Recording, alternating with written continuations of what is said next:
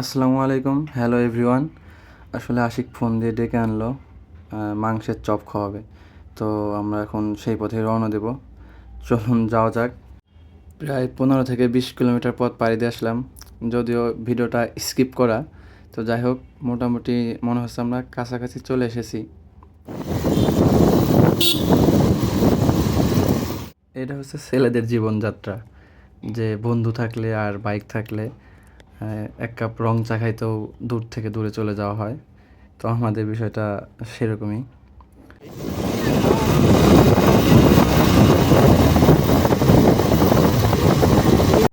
এটা রাজবাড়ী কুটিরহাটের রাস্তা।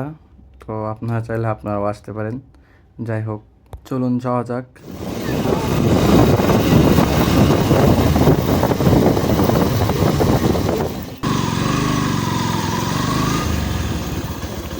এটা সেই ভাইরাল চপের দোকান। আমরা চলে আসলাম চপের দোকানে। এই যে আশিক কাকা নিয়ে আসছে। কাকা, কয় পিস করে খাবো আমরা?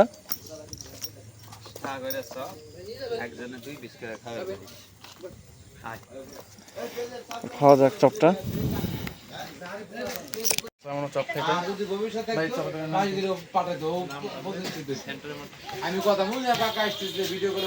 এটা হচ্ছে আপনার কোন এলাকা? এলাকার নাম কুটিরহাট সেন্টারের মাঠ, যে পিছনে মাঠ, এই সেন্টারের মাঠের কথা বলি সবাই চেনে। এটা হচ্ছে কুটিরহাট সেন্টারের মাঠ।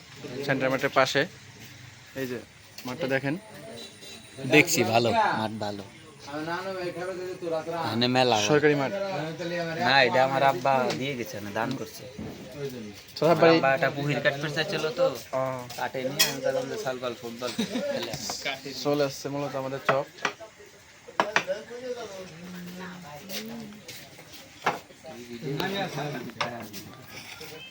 ঠিক আছে, বিসমিল্লাহ।